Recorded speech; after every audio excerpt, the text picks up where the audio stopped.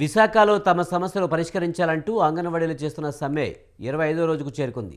ప్రజల మద్దతు కోరుతూ అంగన్వాడీలు భిక్షాటన నిర్వహించారు. అంగన్వాడీలు చేస్తున్న సమ్మెపై మరింత సమాచారాన్ని మా ప్రతినిధి ప్రదీప్ అందిస్తారు.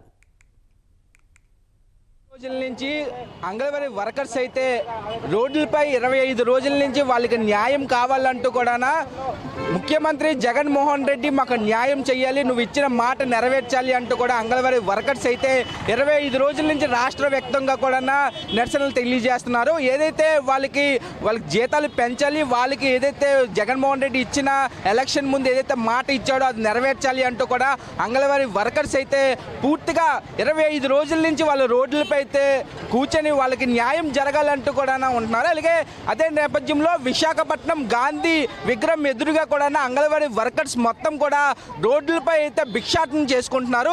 చూస్తున్నాం మనం పూర్తిగా ఈ యొక్క ఆటోలు ఆపి కూడా భిక్షాటన చేసుకుంటూ మాకు డబ్బులు ఇవ్వండి, మాకు బతకడానికి కూడా డబ్బులు లేవు, జగన్మోహన్ రెడ్డి ప్రభుత్వం వచ్చిన తర్వాత మా యొక్క బతుకులు ఇలాగ అయిపోయాయి అంటూ కూడా అంగన్వాడీ వర్కర్స్ అయితే కేవలం భిక్షాటన అయితే చేస్తున్నారు.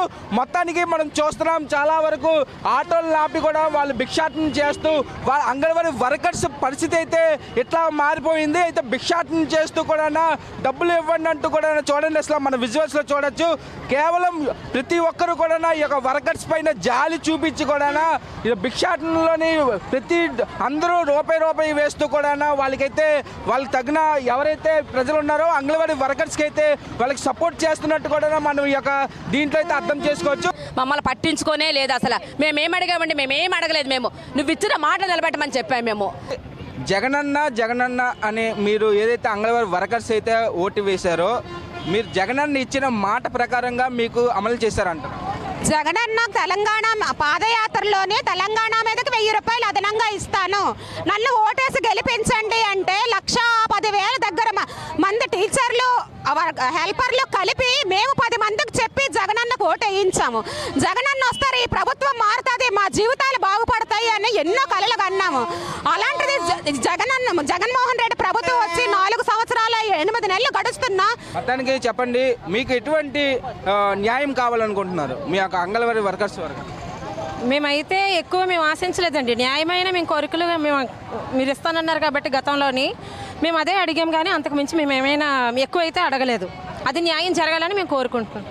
మొత్తానికి ఇది అంగన్వాడీ వర్కర్స్ మొత్తం కూడా విశాఖపట్నం గాంధీ విగ్రహం, విశాఖపట్నంలో ఏదైతే గాంధీ విగ్రహం ఎదురుగా కూడా వరుసగా అంగన్వాడీ వర్కర్స్ అయితే ఈ యొక్క భిక్షాటన చేసుకున్న ఈ యొక్క పరిస్థితి చూస్తుంటే అసలు అంగన్వాడీ వర్కర్స్ ఎక్కడున్నారో అంటూ కూడా వాళ్ళంతా వాళ్ళే ప్రశ్నించుకున్న పరిస్థితి అయితే వాళ్ళకి ఈరోజు కలిగింది అనుకోవచ్చు. మొత్తాన్ని చూస్తున్నాం. ఏదైనా సరే జగన్మోహన్ రెడ్డి, ఆంధ్రప్రదేశ్ ముఖ్యమంత్రి జగన్మోహన్ రెడ్డి ఏదైతే 2019లో ఇచ్చిన ఏదైతే వీళ్ళకి అమలు ఏదైతే చేస్తానని చెప్పారో అవన్నీ కూడా అమలు చేయకపోతే మాత్రం 2024లో కొత్త ప్రభుత్వాన్ని అయితే మేము నిలబెట్టుకుంటాం, మీరు చేస్తే మళ్ళీ మీ ప్రభుత్వాన్ని చూస్తాం, కానీ మాకు ఇంకా పట్టించుకోకపోతే 2024లో మరింత కొత్త ప్రభుత్వాన్ని అయితే మేము అందరం కలిసి స్థాపించుకుంటామంటూ కూడా అంగన్వాడీ వర్కర్స్ అయితే చెప్తున్నారు. మొత్తానికి ఇది చాలా బాధాకరమైన సంఘటన అనుకోవచ్చు. మొత్తానికి ఏదైతే అంగన్వాడీ వర్కర్స్ అయితే రోడ్లపై వెళ్తున్న ప్రతి ఒక్కరికి కూడా భిక్షాటన చేస్తుంటే ఇక్కడ కన్నీరు మున్నీరు అయ్యే పరిస్థితి అయితే కనబడుతుంది. వాళ్ళైతే ఇంట్లోని వాళ్ళ పిల్లల్ని వాళ్ళ ఇంట్లో వాళ్ళందరినీ వదిలేసి కూడా ఇలా రోడ్లపై వచ్చి జగన్మోహన్ రెడ్డి మాకు న్యాయం చేయాలి అంటూ కూడా ఏదైతే అంగన్వాడీ వర్కర్స్ ఏదైతే చెప్తున్నారో మొత్తానికి వాళ్ళైతే న్యాయం చేయాలి అంటూ జగన్మోహన్ రెడ్డి మా కాసి జై చూపించు, మా కాసి కరుణించు అంటూ కూడా అంగన్వాడీ వర్కర్స్ చెప్తున్నారు. కెమెరామెన్ శివతో ప్రదీప్, విశాఖ నుంచి స్వతంత్ర.